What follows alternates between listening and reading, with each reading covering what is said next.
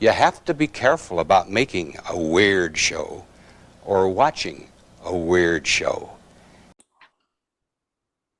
Hello, this is Greg Smalley on Pod 366, a Weird Movies podcast, joined today, as I often am, by the unflappable Giles Edwards.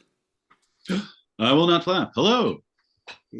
He's not going to flap. And then later in the episode, we will be joined by Ryan Verrill and Billy Ray Brewton of the new distribution company Antenna releasing both theatrical movies and hopefully soon in the future some physical media releases, because Ryan is also the host of the Disc Connected podcast, a podcast promoting physical media. So we know that he is very interested in physical media, and we'll be excited to see what they can tell us. They probably can't tell us too much, but maybe we'll get a scoop on some upcoming release. I know that they do have 2 theatrical releases now in the works. Or actually, I think they might be out already, but we'll talk about that with them when they join us. But first, let's go through some of the week's new releases. We have 3 movies in theaters, 2 on physical media that are both re-releases. And can you see the slate there, Giles? I see 5 images. Okay, well, let's start out with this one. And for our viewers who have only audio and no video, can you describe the poster that we are looking at? Yes, this poster conveniently has the title of the film as well as a censored curse word to set the stage, I suppose, for the tone. This is your traditional romantic movie pose with a slightly shorter woman, head bent below, and nestled up against it is a taller fellow guy, and he's got some interesting features: a slightly irregular nose, a prominent scar over the top of his forehead, and some hints of, I'm going to say, medical staples on the neck there. And he obviously is very much in love with the tall, pale-haired woman who is looking at us. She is sporting some black lipstick and has either some combination of smear or scarring along her left cheek and a big blotch with scattered dots just below her her right eye, which is giving us a coy sidelong glance. So I imagine a lot of feelings. Looks like a date movie. Something you and your sweetie can sit down and go ooh and ah at. Yes, sure. Why not? And it's called? I believe it's just called Bride! Exclamation mark. Yeah, I think. But the full title may be all the text. No, it's usually The Bride. That poster just says Bride. Oh, okay. And here comes the mother effing is the tagline, not actually part of the title. Yeah, we got a little asterisk and percentage sign mark. Oh, and a little my little tic-tac-toe mark, a pound sign. That's it. They call it a pound sign. I don't understand why. Well, it's old telephony stuff. Yeah, but it wasn't okay. There was also the British pound sign was also. The GBP. Yeah. I never understood. That's really a digression, though. Hashtag they call it today. So. Oh right, yes, I forget. In case any of our younger. We have the stars also for this. Yes, Jessie Buckley as the comely young woman with the black lipstick, and hulkingly looming over her, Christian Bale. Yeah, so nice casting there from Maggie Gyllenhaal as director. She's moved from acting into the directing stage of her career. I believe this is her second movie, although I could be incorrect about that. It's certainly the biggest budget she's ever been given to deal with. Now, I saw trailers for this in theaters, and immediately said, that's something I don't want to see. It looked just too, it looked like a bad campy, Hmm. me, based on the trailer. Did you see the trailer, Giles? I just occurred to me that of the movies, I did not watch the trailer for this one. But the one bubble I heard on my modest social media interactions is that the cast is great, and there isn't much more to be said for it. Hmm, that's interesting. What happened was it came out last week. I did not, since I'd seen the trailer and was unimpressed, I did not choose to feature it on this week. And then the critics' reviews started rolling in, and I said, wait a second. This is something we should cover because most critics describe it as, a mess, but highly energetic, highly entertaining, sort of like maybe a not so extreme, but like a megalopolis type vibe to it, maybe. But then I encountered some quotes like these, which I'm going to read you from Kiko Martinez of the Cinesnob podcast says, it doesn't succeed in the long run, but at least embraces its weirdness. Yeah. Then where's my next? Oh, Matthew Koss of the Wandering Screen podcast says it's something huge, strange, and unapologetically weird. Then we have Tom Ernst of something called Original Sin says this is a movie that loves cinema, the 1920s spectacle, and being weird. Then we had Jorge Rivera Rubio from a Spanish language outlet said, it's a fever dream proving that weird and hallucinating storytelling belongs on the big screen. And then we had Joey Morona of Cleveland Plain Dealer saying, it's a pulpy punk rock romantic tragedy that's chaotic, weird, and beautiful, but also confusing and confounding. So, with Well, that is those in reassuring. mind and other less, the ones that just called it bizarre instead of weird in mind, I've decided I have to go to the theater and see it next week. All right. Hopefully report on it for you to see if it really lives up to that weirdness or if it is kind of the limp, campy thing that the trailer originally suggested. But so Okay. apologies for skipping on the bride last week. We'll catch up on it. Well, the plus side being at least this is something that our viewers and listeners will be able to find in a cinema near them. Yes, and if not in a cinema, I'm sure it will be just fine when it comes to streaming soon enough. Any final thoughts before we move on, Giles? No, I'm ready. Okay.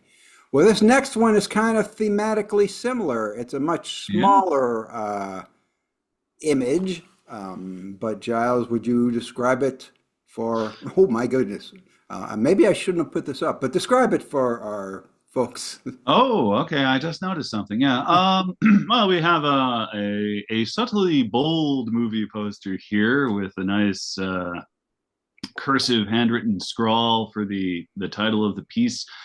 A earthy, black and white earthy background overhead kind of shot that kind of let's see, mixes in with a sort of cosmos look. So it's like the ground and the stars become one, and centered in this, as I'm gonna say, some sort of maybe tainted box of chocolates or something, is a heart-shaped container with ruffled edges we can sort of see in black and white, and then hitting vibrant color, there are all manner of rose-looking things, but done in a kind of neon sewer green.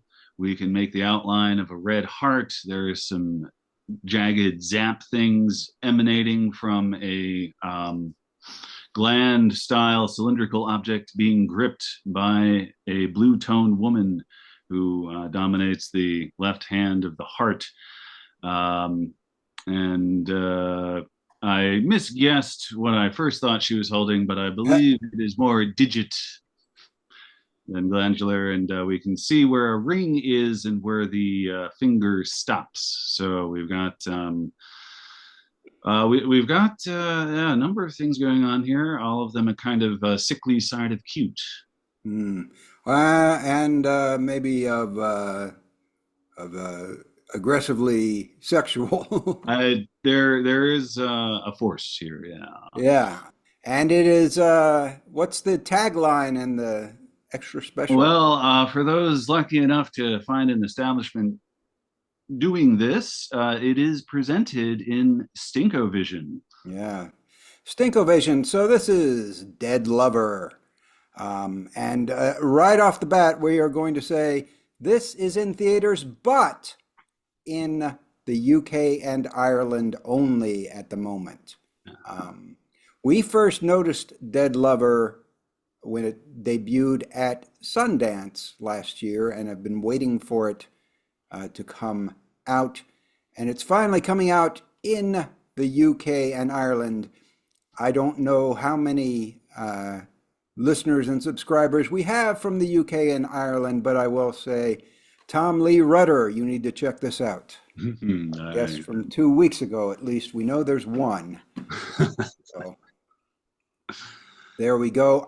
Dead Lover, it is from Grace Glowicki, who we have seen in Strawberry Mansion and other Albert Burney movies as an actress, taking her turn as a director and also starring in this movie, which I described as a gravedigger reanimates her dream man in a campy and gonzo spin on Frankenstein. And because she's a gravedigger,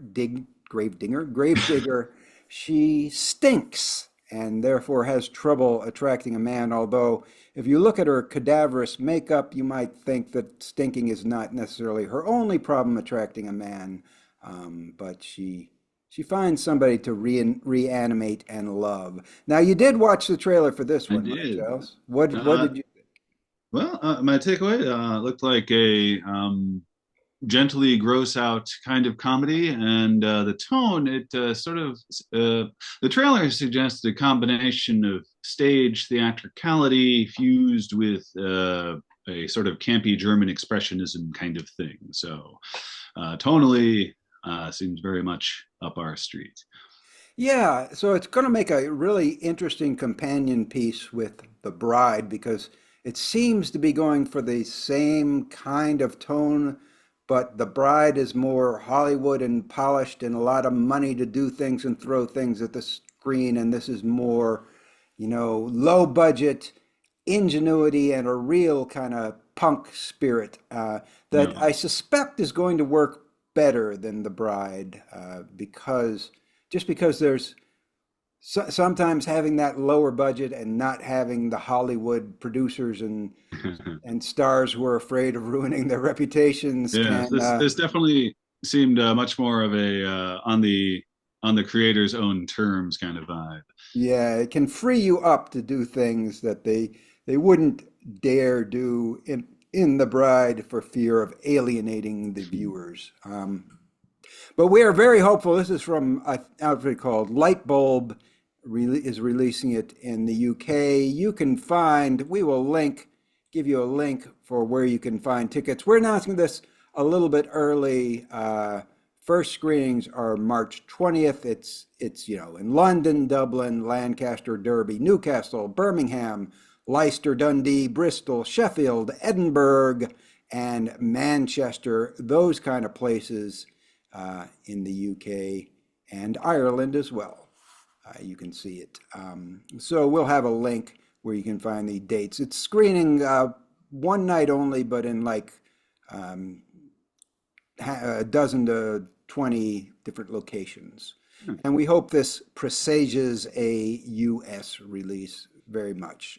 I doubt it will simply sit there and that will be all we see of it. But Dead Lover, looking forward to it. Any final thoughts before I move on, John? No, that's a good wrap up there. What's number 3? Number 3 is also in theaters. This one's easier for Americans to see, at least. Yeah. Go describe this poster, if you will. All right, movie poster. Title takes up somewhere between a quarter and the bottom third. Red tone, otherwise photorealistic thing going on of two individuals embracing, both female. Pretty sure that. Oh no, excuse me, I'm mistaken there. There's one. This is another romance movie. I can see hunky guy. Looking more closely now through the red tone, which dominates here, embracing womanly woman there. We can see bottoms of faces that are in a kind of neutral, but I guess semi-intimate expressions as they hug very closely, and featured very prominently in the center of the top 2/3 is an upper arm with a rather, I'm going to say, scar-looking tattoo that forms an A, which doubtless informs the title of this piece. Yes, and also on the poster, the other two items on the poster there. Other two items, the text items. Yeah, the text item. Oh well, obviously this showed at Cannes. Yeah. And it's the filmmaker is an individual that we have looked at the work of before with much delight. And I want you to try to pronounce her name for me.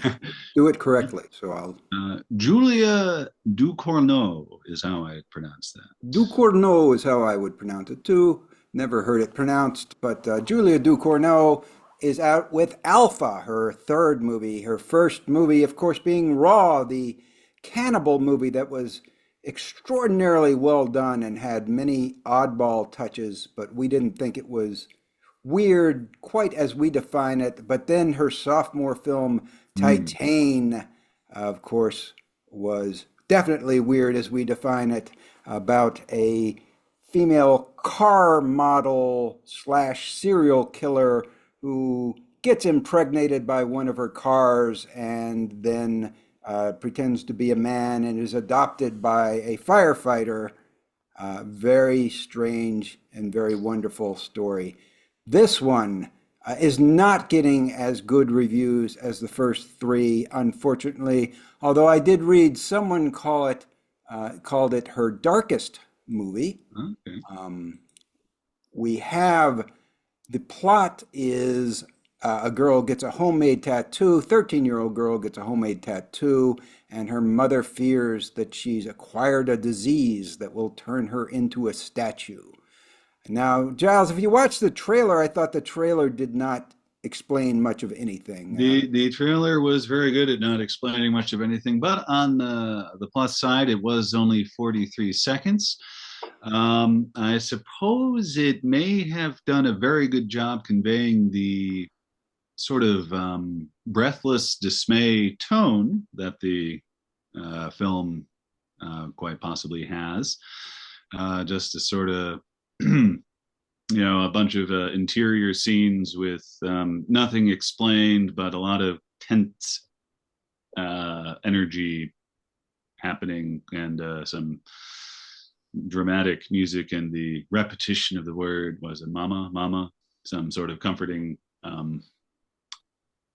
thing there. So yeah, the trailer did not really explain anything going on story-wise, but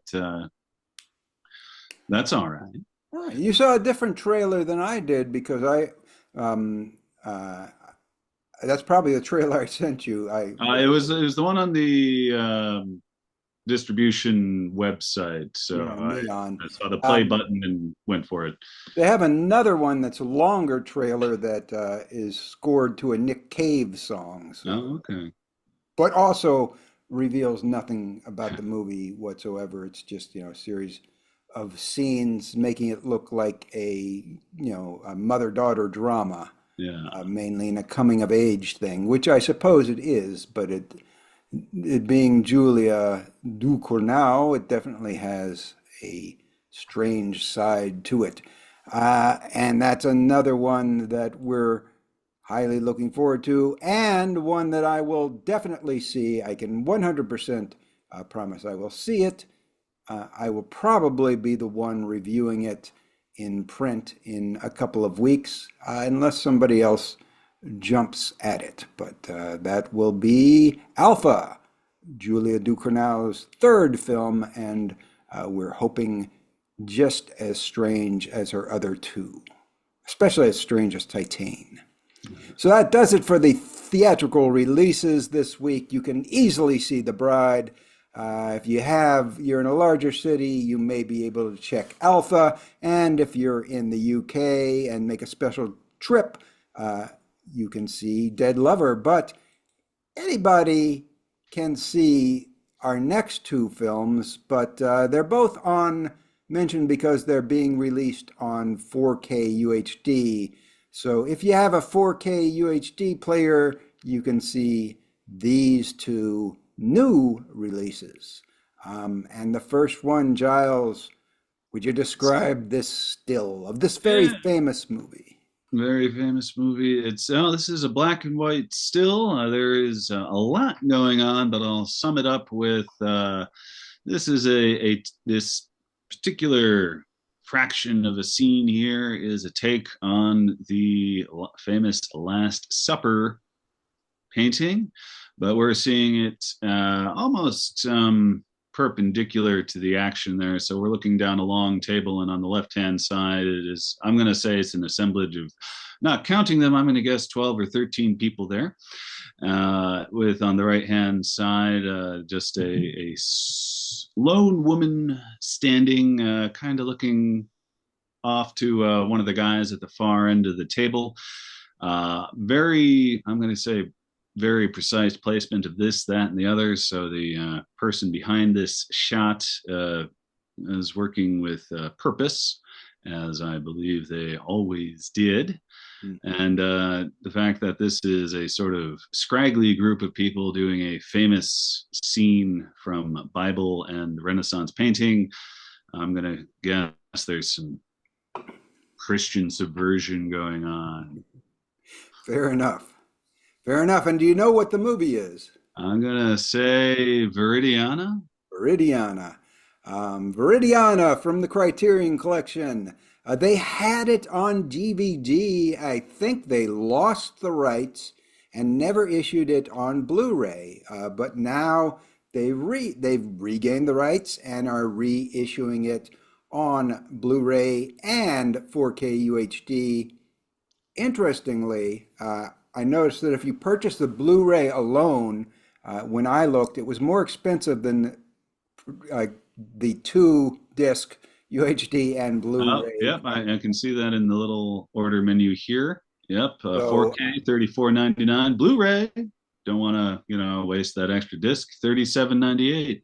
Yeah, so they're probably it's probably a promotional thing, and they're trying to push people into 4K UHD. Big 4K is coming out to get you, Greg. Wave of the future. I'm still a holdout.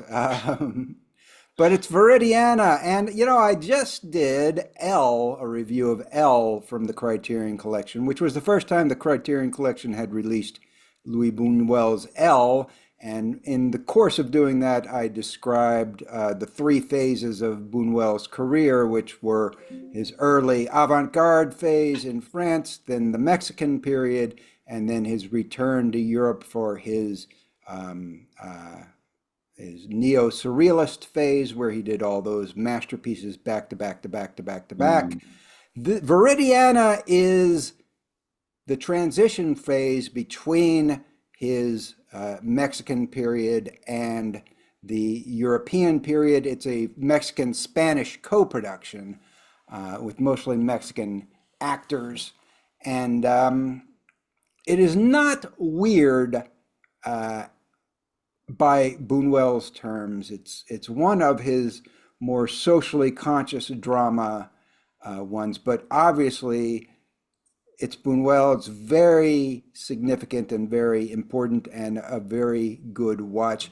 Contains two really outstanding famous scenes, the first of which, the more famous, is this one, where a bunch of homeless beggars recreate the Last Supper. The story is that Viridiana, a nun who is very pious but keeps everything she does to try to help people, keeps turning out wrong. She invites these homeless people to stay with her, and they end up wrecking her house and also engaging in some symbolic blasphemy by accidentally recreating the story of the Last Supper.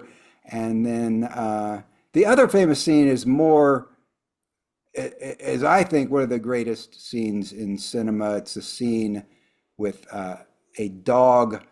I'm not going to spoil the whole thing, but it's a scene with a dog riding behind a carriage being very hard tasked to keep up with this fast-paced carriage, and a man who tries to help the dog, but in the end, it's all subverted. A great scene. And the film is really sort of, people describe it as, an attack on Christianity, but it's really more specifically an attack on the notion of Christian charity, with Buñuel's overriding point, I believe, being that as Christians conceive of charity, it's about, individuals helping individuals, and that can only go so far. And what's really needed, if you want to help people, is a much bigger political, societal change in programs. And of course, he was a Marxist, so that is what he's getting at there. But it's a very interesting argument on film, and the way he does it was very controversial at the time. Not so controversial anymore, but I think people will find it very clever and interesting film. Have you seen it, Giles? I have not seen this one, no. Okay. But, I did give Alfred Eaker's review a read, and yeah, it sounds like this really annoyed the Catholic fascist dictatorship at the time. I think everybody involved with the film was excommunicated en masse but today you would not understand why it caused so much of a furor, but they understood what Buñuel was getting at, I think, better than maybe a lot of the audience did. So that's Viridiana, a very important movie in film history, very important movie in Luis Buñuel's canon. Although, again, not the weirdest of his works by a long shot. Probably definitely on the tending towards the less weird stage. Still quite recommended film. But moving on to the last one we're going to cover this week.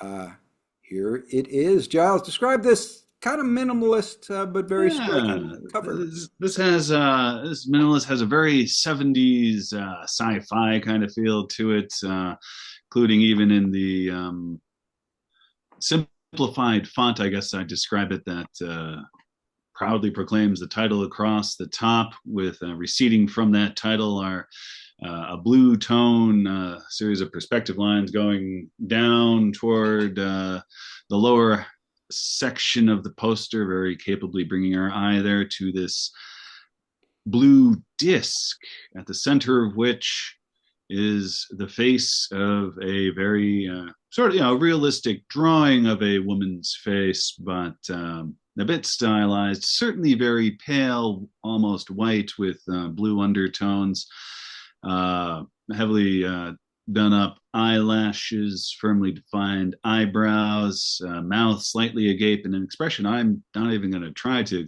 describe. And I guess a salient feature of this head is there is no hair on top of it. All right. And the title of the film is Blue Sunshine. Yes. And do you know what blue sunshine refers to in the film? In the film, is it a product? Yes.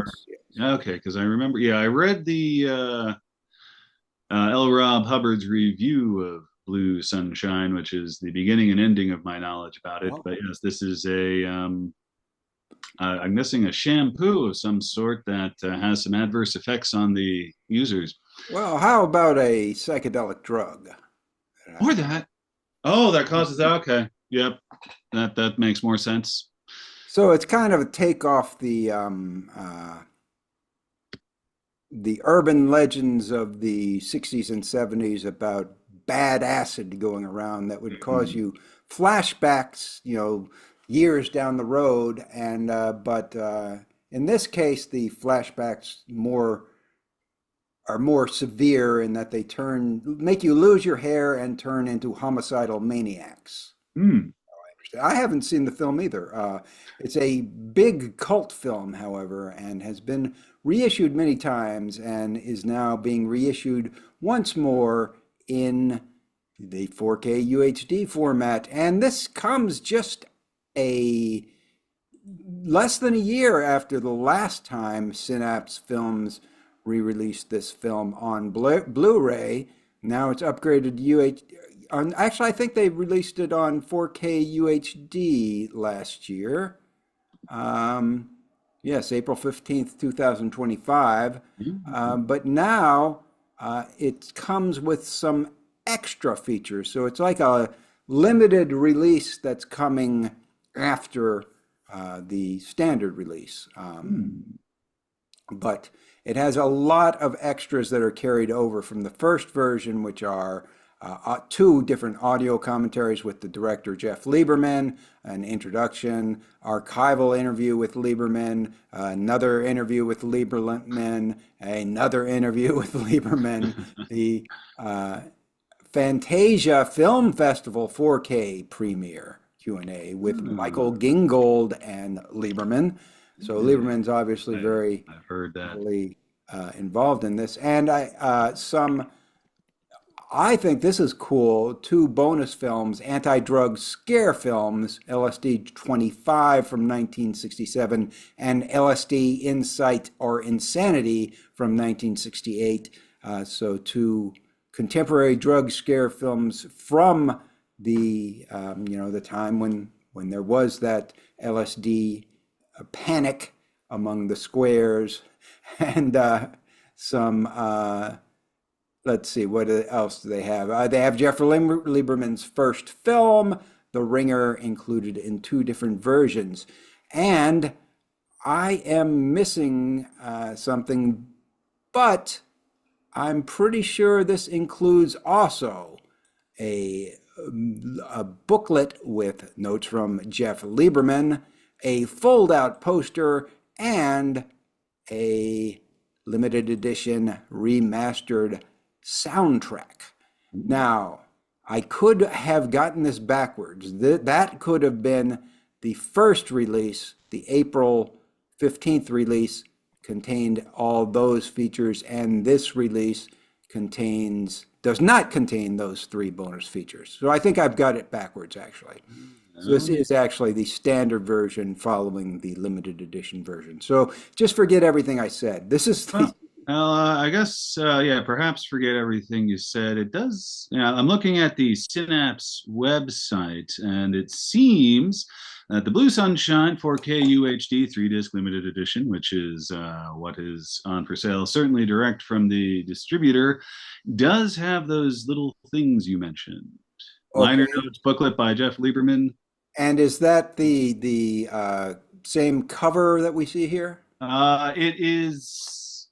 Yes and no. It looks like that might be an alternate cover, or it might be, within an outer sleeve kind of thing. It's unclear trying to translate from the Synapse Films page and the merchant page, but yeah. Do you have a date on that?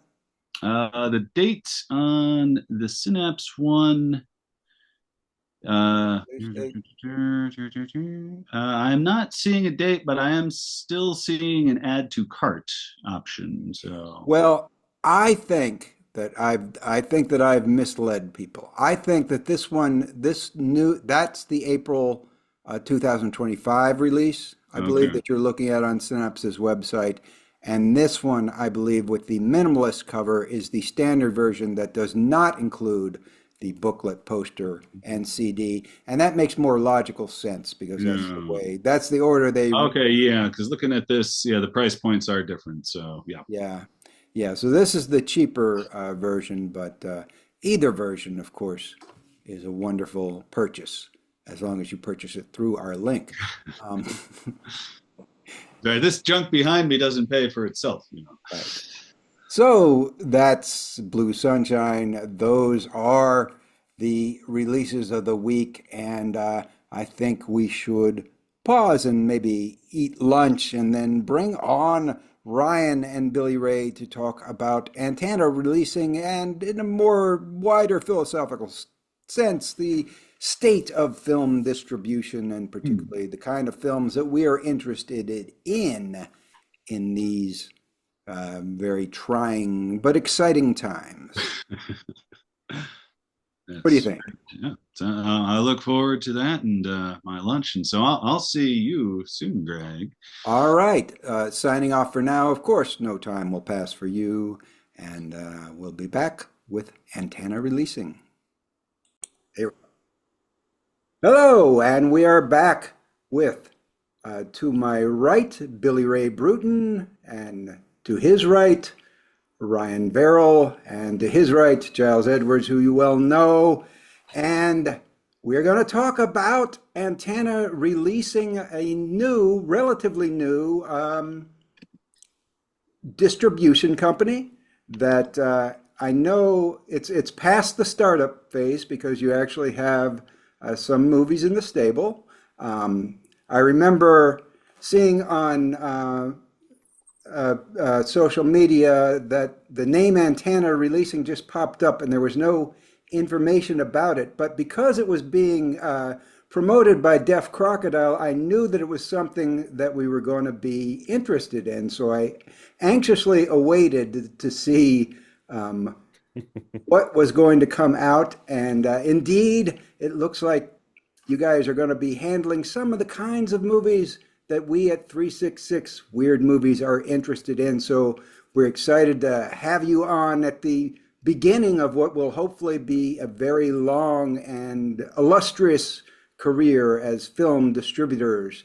To start out, I guess, question I guess I'd most like to know is your backgrounds and how you decided to form this company together. Yeah. Well, my background is mostly in the programming curation space. I've worked for various film festivals over the past 20 years, bigger festivals, smaller festivals. I've founded a couple of festivals along the way as well. And, I've also worked in the exhibition side. I managed a theater in Hollywood for a while. I was head of programming for Rooftop Cinema Club for a span of time. And yeah, it's been mostly in that space for me, but kind of bouncing around to different areas and kind of gaining as much experience as I can and building relationships, which is key. And Ryan and I sort of hooked up over the pandemic. I do a lot of film podcasts, mostly the Screen Drafts podcast, but others. And I was looking for someone to produce my podcast at the time. And Ryan threw his hat in the ring, and it's just been off to the races since then. And then a handful of years ago, I started a YouTube channel based around physical media, and I was uh, primarily trying to educate people on that and highlight some films that I appreciate and love. And that has kind of exploded from there. I now have a history of interviewing a lot of people in this space. I got close with a lot of people, including the gents at Deaf Crocodile. I now work on every single one of their releases. I'm close friends with the two guys. I produce their podcast. They're on my podcast network.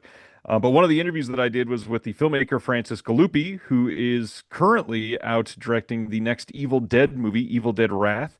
And in the middle of the conversation, he jokingly said, as we were geeking out about audio commentaries, he said, "Should you and I start a Blu-ray company?" And I went, "Yeah, wait, should we?" And then a few months later, I showed up at his house, pitched him an idea, and now the three of us, Fran and me and Billy Ray, have now started this company. We will be doing our first physical media release this fall and our first theatrical release starting next month with a Deaf Crocodile title of Black Rabbit, White Rabbit from Shahram Mokri. Okay, that's going to be your first physical media release, or the first? No, that is a Deaf Crocodile physical media release, but we are the ones taking it to theaters for Deaf Crocodiles. We are putting that in theaters across the U.S. Okay, all right. I should have mentioned that when I did the introduction, the podcast network, because you guys are involved with a ton of different podcasts. Do you want to run down some of the podcasts that you're all Sure. involved with? Yeah, I host the Disconnected. That is my YouTube channel and physical media focused podcast. I also produce 29 or so other podcasts that are on the network, but the big ones that people love and know the most, we host a lot of the boutique label specific ones. So the Deaf Crocodile podcast, Radiance, Punk Vacation, the Vinegar Syndrome podcast, the Mondo Macabro podcast, Wild Side. I also host that one as well. We've got very focused podcasts. We've got like the New World Pictures podcast, which covers all of the New World and New World adjacent titles from Roger Corman and his stable. We've got podcasts like Almost Major, which covers all of the mini major studio films to come out from the decades prior. We've got Unsung Horrors, which brings up very small independent films that have less than 1,000 views on Letterboxd. We've got new podcasts that have joined the network recently, like the Shameless Picture Show, which is somebody coming on and talking about a movie that they've always needed to see and wanted to see, but they are not ashamed to have said that they've not seen, and then they watch it for the first time and react to it, and countless others. It's an incredible thing. You can check it out at someone'sfavoriteproductions.com. We need to put Giles on the Shameless podcast because we're constantly discussing movies, and Giles, have you seen this one? I know the answer is no. I know the answer is no. And no. So, Giles, do you have any questions to? Yeah, I guess this is obviously you're in a niche corner here. What skill sets do you most heavily lean on here? Because I'm hearing a lot of big numbers about, say, podcasts that you're involved in. What there's obviously just a foundational level of passion for this kind of stuff going on here. But what for those who are perhaps pursuing careers in niche distribution, what do you rely on most mentally to pursue this?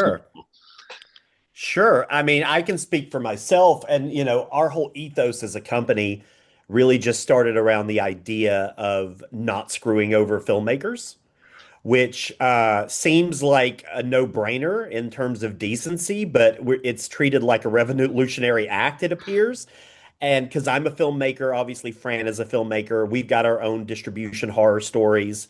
And we just were like, why are filmmakers having to deal with this? And we've watched the distribution model get more and more predatory over the years. And I think it's just there's a better way to do it where you treat filmmakers as partners, where you treat theaters as partners, where everybody has skin in the game and everybody is incentivized to make something successful. So, my focus and my passion is on the theatrical side, which is an area that we lean in heavily, and specifically hyper curated theatrical, because I think a lot of distributors want to paint films with the same broad brush, and every film is unique.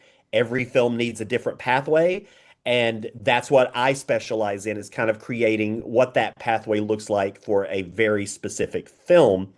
And Ryan's, of course, is physical media, because we're both really more into those tangible experiences, whether it's being in an audience with a bunch of people and having that communal experience, or like tangibly being able to hold something in my hand that I can then put into my player.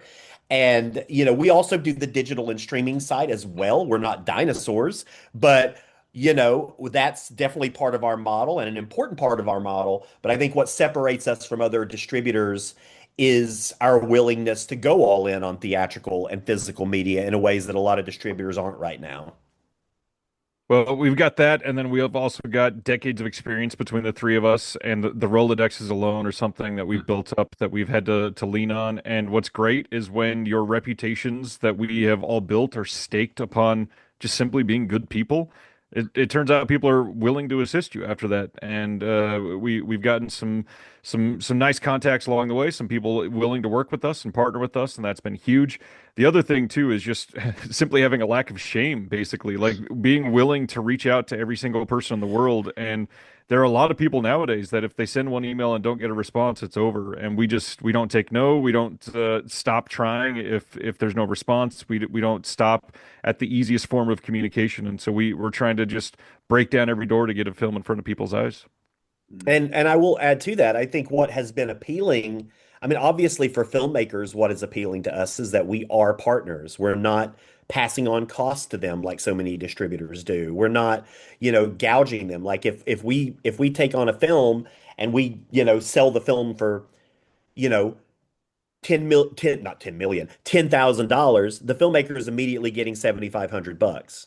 We're not, nothing's coming off the top. It is a straight split. And And we're working hard for them to do that in a way that I think some distributors can't because they take on too many titles. And I think what appeals to theaters and exhibitors about our model, we don't charge rental fees. We're not gouging them on the percentages. We are 50-50 partners with our theaters across the board. We don't four wall, we don't do anything like that. If they're down to do a 50-50 split, so we're both incentivized to make it successful, then that's what we're looking for.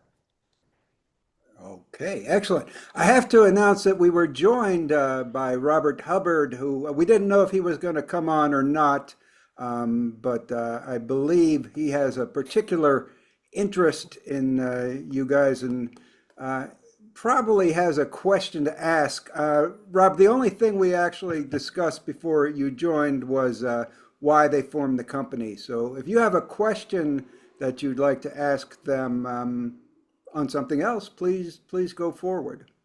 Okay. Thanks, Greg, because I did make it. Pretty much I caught like the end of it, and I do have interacted with the antenna guys earlier, and so I'm like really impressed on what their ambitions are. I also know a little bit about the upcoming slate. And so I make sure I'm not going to spill anything. And I guess the question that I have, and it's a question that's probably best asked like next year after you've gotten some stuff out. But seeing like what some of your upcoming slate are, what's in what I've seen is that like Antenna doesn't really seem to have like a brand yet. It's very eclectic. How do you go about in terms of like what you've chose? Some of the things coming up, like still in Kingdom. What led you to choose that, and what you're looking on choosing for the future? Sure. Yeah. I mean, that's a great question, and it's something that we talk about a lot. And I think the way I always describe it, if you were to just like take two or three of our films and look at them, you might be like, "Huh, that's interesting." But I think if you see everything as a whole, there is a commonality there. And I think that commonality for us is we are drawn to, I call it a renegade energy in filmmaking, like a very DIY renegade spirit where filmmakers are making their films by hook or by crook, and it's really vibe based. Like when people ask, and that's how I've always programmed. Like when I programming, I don't treat programming our slate any different than I would treat programming a film festival or honestly curating a mixtape back in 1995. It's all about what feels right based on, and that can be a multitude of factors. It can be, do the filmmakers seem like they're genuine and they're coming from a good place? And, do they share our ethos of like fairness and transparency? It can be something more simple than that. It can be like, is this a regional film where we feel like it's an important film for that region that we want to be involved with? It's very vibe based. It's very much, we take films and try to meet filmmakers where they are. And if it just feels right, we go for it. And if it doesn't feel right, we don't just abandon it sometimes. Sometimes we'll help find the right home for it. Because for us, it is about, if we love a film now, we're going to love it 6 months from now. We're going to love it a year from now. And so if it's a film that we like, but maybe it's the not right fit for us, let's help them find the right home for it. And because we like the film and we want to support the filmmaker. And yes, we're a business, and obviously we have to be business minded if we want to keep going and keep doing this. But we're also very filmmaker forward in that we want what's best for the filmmaker. And sometimes that may not be with us. The other thing too is at least one of us has to be incredibly passionate about the film. It's not something where we're just sort of so on something and we're going to take a flyer because it might be a monetary gain for us. We're not really after that, which is probably a dumb thing to admit publicly, but that's it. When that is the motivation, it corrupts everything from the inside out. And we don't want to be like every other distributor out there. And so when we're looking at brand new films, or when we're looking to put our name behind a restoration, or when we're looking to save something that was released on, the early days of Netflix 11 years ago and has never been properly in theaters or on disc before, we're going to pick something that makes sense for us because one of us loves it and because the world deserves to see it and it's never had a chance. Yeah, we do. I will say we are pretty rigorous in our curation. Like like most like I would say, well, not most, but a lot of distributors are. We watch everything that is submitted to us. We don't. We're not the kind that just ignore an email. Like if someone takes the time to send us something, we're going to watch it. It's not generally always going to be the right fit, but we're going to at least put eyeballs on it because I think that's the least we can do. And so we are pretty hyper selective about what we take on because we are taking on a limited amount of titles because we don't want to be so overwhelmed with titles that we can't give every film the attention they deserve, which I think happens with a lot of distributors. And so we do have to be super selective. But again, it's that gut feeling, like you know it when you feel it, and you're like, and sometimes it's a gut feeling where it's like maybe it's not even a film that is necessarily our thing, but we just have that gut feeling that it's something we need to go in with, whether it's because of the film or the filmmaker. Sometimes it's based on the filmmaker and the potential we see in the filmmaker. And so, but it really, at the end of the day, long story short, is very vibe based. And does this feel like the right fit? All right. Yeah, I I could tell just from some of the titles that you have coming up for the remainder of the year, that sort of like renegade spirit that does definitely come through some of the selections. Um, and I guess we'll get to it. What you've got coming up, you've got the documentary Stolen Kingdom coming up, and I think you just announced premiere of Bluebird in That's right. Brazil Festival. Can you talk a little bit about Stolen Kingdom and about Bluebird, which Sure. Yeah, Stolen Kingdom is our first release. So it is our very first, it's sort of our proof of concept as well. And the release is going to be the foundation of the release is going to be a 21 city stop roadshow across the country. We're going to be playing at a lot of the bigger picture houses across the country. In LA, we're going to be at the Limley and Brain Dead.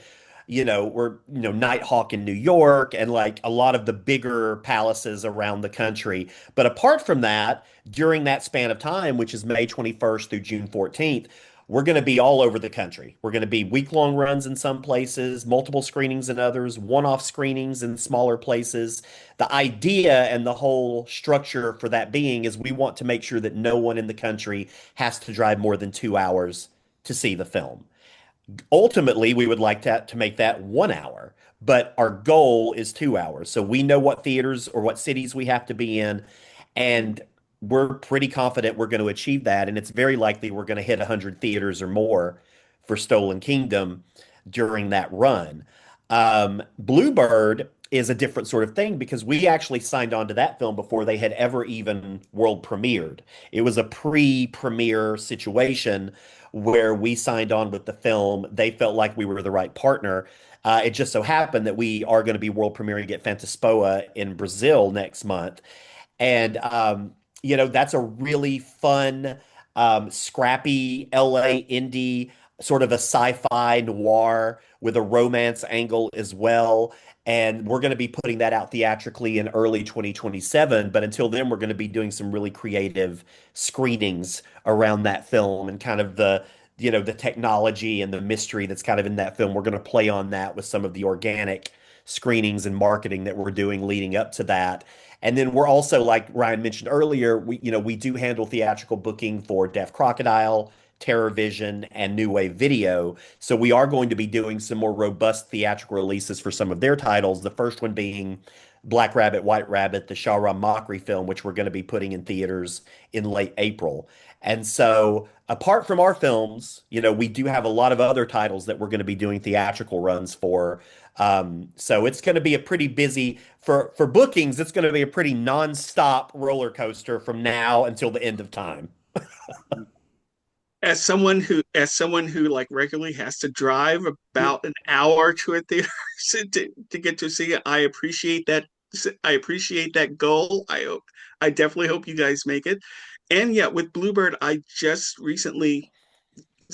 helped program with the upcoming festival in Lawrence, Kansas, and looking at candidates.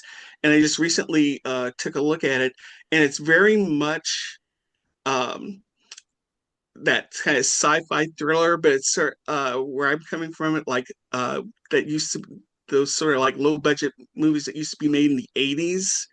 And Right. it's very much a kind of contemporary take on that kind of material. I don't want to say Repo Man, but there's like elements, maybe like there's smaller think from smaller Yeah. films like Sheila and the Brainstem and things like that, sort of a contemporary take on that. So I'm looking Yeah. forward.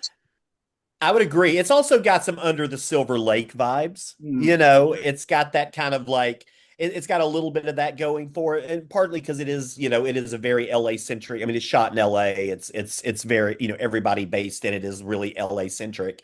But you're right. Every film that you just dropped is a film that I've already heard associated with it in one way or another. So it makes sense. Like clearly the influences are there, and that's what we love about it. Is this kind of a throwback, and even back to like those '70s paranoia thrillers. Like it's got a little bit of all of that into it, but with its own kind of quirky sense of humor, which I think is kind of what also sets it apart a little bit. And it was just, that's what we mean when we look at DIY scrappy filmmakers, where you can tell the filmmakers are really ambitious, but they're ambitious on a budget.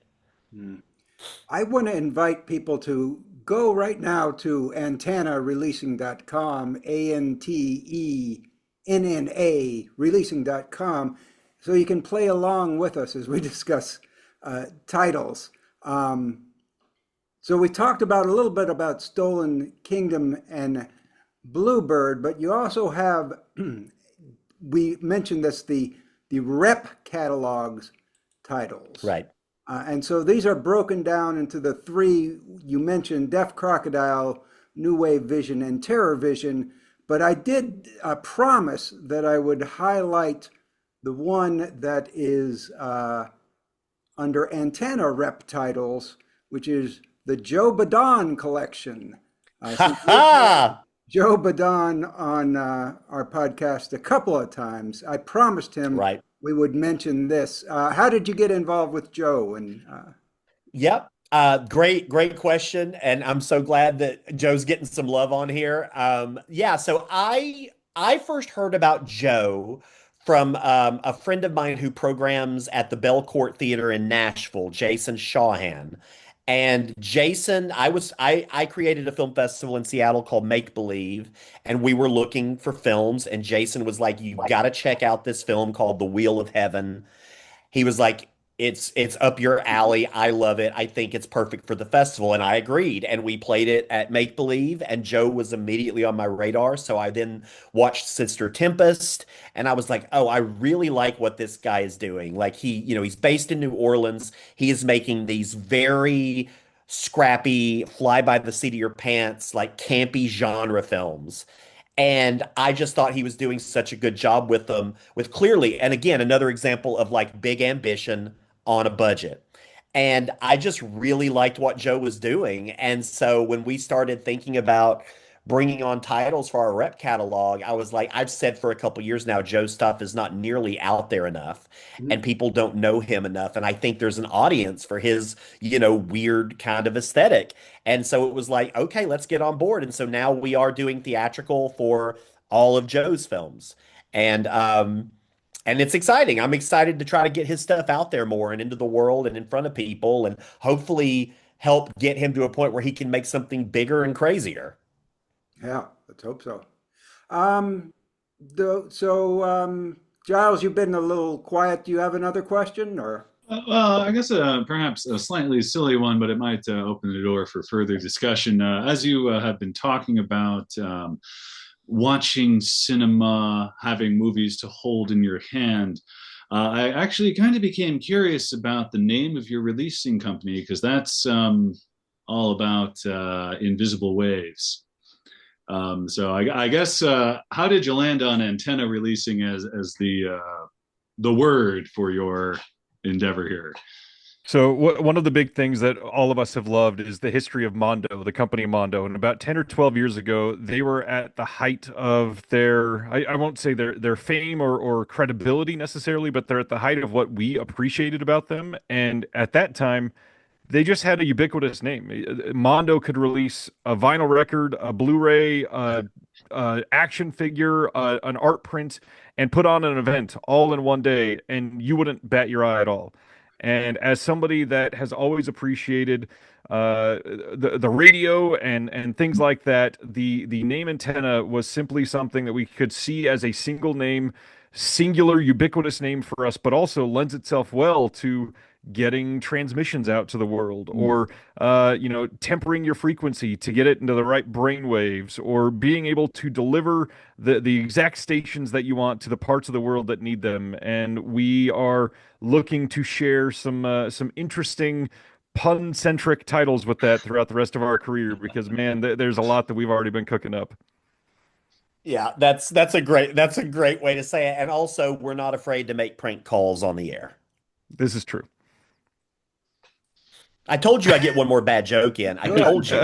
He's referring to the fact that before we started recording, I asked them to pronounce their names, and Billy Ray said, "Sure, Brad Pitt." And I said, "Oh, sorry, we're not recording." But Oh no, promise. I meant the Brad Pitt Geico agent from Cincinnati, Ohio.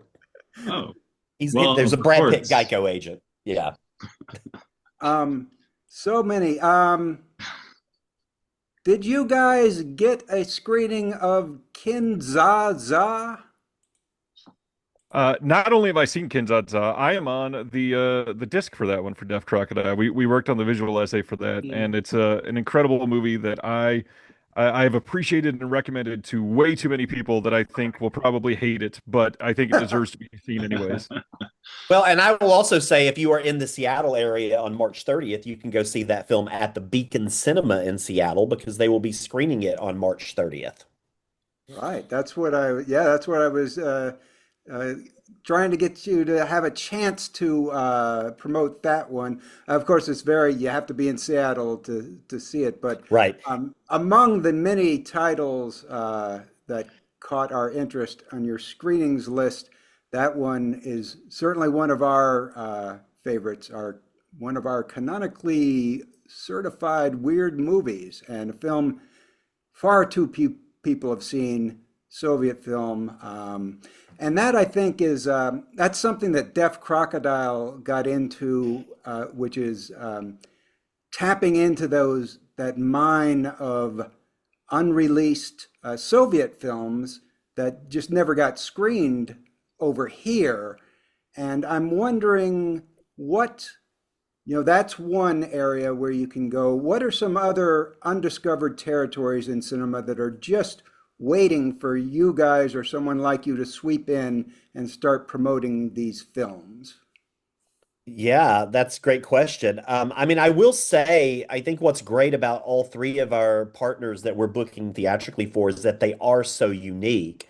And like you said, Deaf Crocodile really focuses on these really hidden, if not completely unseen, international gems from across the world, whether that is Russia or Iran or, wherever. Like they've got such a broad and eclectic taste. But then you've got TerraVision, which really focuses more on, I would say, North American cinema predominantly, but like also, underground, underseen, for the most part, films that have maybe been forgotten over time. And then New Wave Video out of Australia, which is focusing on Japanese cinema. And we've got a lot of amazing titles from them, whether it's Noriko or Love Exposure, a lot of Sion Sono's films. We've got a couple of titles that we can't quite announce yet that we're going to be booking for them very soon, but they're very exciting titles.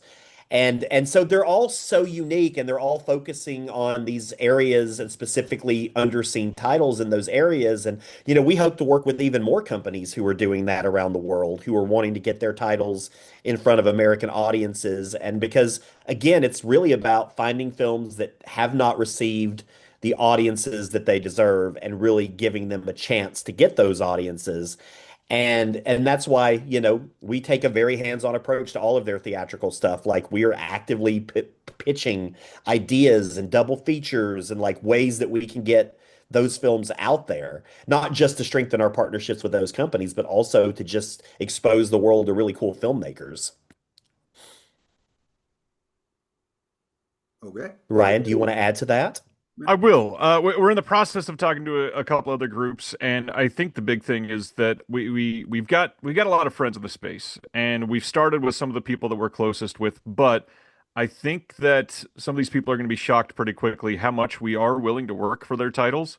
And I wouldn't be surprised if our number of titles explodes pretty quickly that we can put out there. I mean, there's so many reasons to do it. If you've got, Deaf Crocodile and New Wave Video and TerrorVision all in your catalog, you can book some crazy double features at a theater that other people would not have an opportunity to. And the biggest thing is if you run an independent theater out there, you can book five of us or five titles from our catalog at a discount because you're getting so many at once. We can get creative with our screenings. We can book events that you wouldn't be even thinking to put together because they're just so off the wall. I mean, who even thinks to pair TerrorVision with Deaf Crocodile when you're looking at a theater in Bellevue, Washington on a Thursday night or something? And now we got that opportunity, so it's exciting, and I hope people take a glance at it because it's gonna be changing some things. Yeah, I would love like anybody out there if you're a theater owner or even if you're someone who has a small theater in their city and you're like reach out. Like we're talking with theaters every day. Like we are on the phone, on the video calls talking to them, small theaters, big theaters.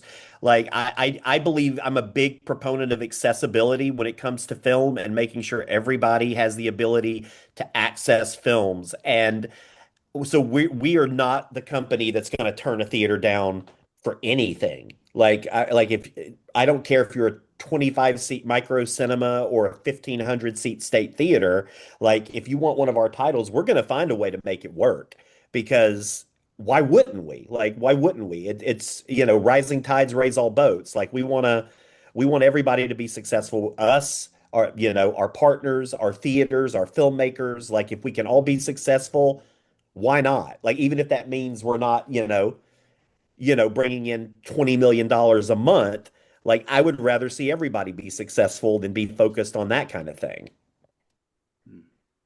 So you have a huge number of titles for with the Deaf Crocodile and the New Wave and so forth available for repertory screenings, and we have announced, I guess, two films, Bluebird and Stolen Kingdom. Correct. Is there anything else? When's your first physical release going to be? Do you have Current plan for that is going to be coming out in November. Pre-orders should go up around September or October, with them shipping in November. Obviously, things could change. Funny enough, we haven't even manufactured anything, and I've already changed manufacturers behind the scenes. So it's just it's a developing world, and the physical media space is so niche and so subject to inflation and tariffs across the board that people have pivoted in ways that has put a lot of that in jeopardy, especially for a new company that's trying to get its feet underneath them properly. And so that is the plan, but don't persecute me if we don't make November. We'll see. But I will say, I will add on there too, we do have another title that we haven't announced because there's really no need to announce it because it's just something that we're handling theatrically. But we are doing a theatrical release and a personal connection to me because I actually produced this film called Coroner to the Stars, which is a documentary about Thomas Noguchi, who is the LA County coroner who did the autopsies of Marilyn Monroe and Robert Kennedy and Natalie Wood and Sharon Tate, and list goes on and on. And we world premiered that film a little over a year ago at Slam Dance. It's been on the circuit since. We've won, I think, 5 audience awards and 2 jury awards, and it's done really, really well. And so we're going to be doing a theatrical release for that film at the end of June. We have a distribution deal with Grasshopper Film, but that is just for digital and streaming. So Antenna is taking on theatrical and physical media for that. And I'm biased, obviously. I produced it, but I think it's a great documentary documentary. And I think it's so far audiences have agreed with me because, like I said, we've been winning lots of audience awards at some pretty big fests. So It's incredibly interesting. It's got that true crime appeal. It's got the pop culture appeal. It's something that somebody can relate to in so many different ways. It's embroiled in controversy because Noguchi faced certain lawsuits and even criminal charges in a couple situations. So it's crazy. and he's still alive. He's 99 years old. He just turned 99 a couple months ago, and he is still alive and kicking and still going to medical examiner conferences Huh. all over the country. And a fun fact, one of the people featured, I mean, George Takei is featured in the documentary and some other folks, but one of the people featured is Marcelo Fiera, who is, if folks don't know, is the inspiration for the Kay Scarpetta character in the Patricia Cornwell series, and that series just dropped on Amazon that stars Nicole Kidman and Jamie Lee Curtis. It's called Scarpetta, and that is actually based on her life as the Virginia medical examiner. So just a fun little connection connections are popping up all the time with that film. Yeah, it's a really good documentary. I didn't realize that a biography that it was in conjunction with his biography, but I grew up in the age where during that time when with the allegations, early '80s, and also the only other thing I knew about Noguchi was that he was the basis for Quincy, ME Right, for Quincy right. ME. Um, but it kind of goes into his background and that whole thing. I was fair. I was fairly taken with it. I didn't expect that it would be as absorbing as Right. absorbing with it, and you realize, well, I really didn't know that much about the man aside from that case and scandal. So Well, I yeah. mean, yeah. I mean, that's the thing is I think he's a name that a lot of people know if you were of that generation Mhm. and of that time period, but he's not a name that a lot of younger people know. But it was so funny, like when the director, my good friend Ben, reached out to George Takei. It was asked him, the first thing George said was, "I was waiting for you to get here." And like he had been waiting for someone to tell this story and so was very excited that someone finally did. And yeah, it's been a cool process, and I'm excited for more audiences to get to see it because clearly they've enjoyed it so far, and also just so Dr. Noguchi's stories out there because again he's 99, and Mhm. so like him being able to celebrate this late in his life and like be able to see his story resonate so much has been really gratifying. Mm. We're running low on time. We're a little about 2 minutes left. Boy, there was so much to discuss. I didn't get into everything we really wanted to, We'll but come back anytime you want. sure, maybe in conjunction with a particular release. Absolutely. Giles, you want to ask that last question that we can get in? Hopefully, Yes, with pleasure. I'd like to wrap up every interview with 366 asking this important question, double barreled. What's your hometown? And can you recommend a restaurant there? Well, I'll go first. Mine is a little different. So I grew up in Pisgah, Alabama, in Jackson County on Sand Mountain between Flat Rock and Blowgourd. And I would say the restaurant that I could recommend in my hometown is a place called Howard's. Now, it's not technically in Pisgah, but it's only about a 5, 6 minute drive away. And it is a meat and three. So if you're from the South, you know what a meat and three is. And they have incredible fried chicken. It's just a great meat and three hometown restaurant, and I go there regularly when I'm back home. I grew up in Barstow, California, in the middle of nowhere. Everybody stops there when they drive from LA to Vegas. And the next time you're doing that, I recommend you pull over. And this is going to be the craziest thing to recommend for Barstow, California. But it's the original home of Del Taco. And that's going to sound silly to recommend. However, the three locations there are still owned by the original family. They use all local beef, and they have different menu items than on any other Del Taco. And it is a much, much better place than like a bottom of the barrel Taco Bell competitor that it is everywhere else. It is so much better. Please go check it out. I love that recommendation, and that's a great way to end with talking about Del Taco. So thank you so much, Billy Ray Brewton and Ryan Verrill, for coming on and talking with us. And we should have you back again once you get some new movie for us to discuss, and maybe we'll go in depth about a single movie. But thanks so much for being on, and we will see you next week. No guests scheduled. Weird. Yeah, I guess that is the word for it. Weird.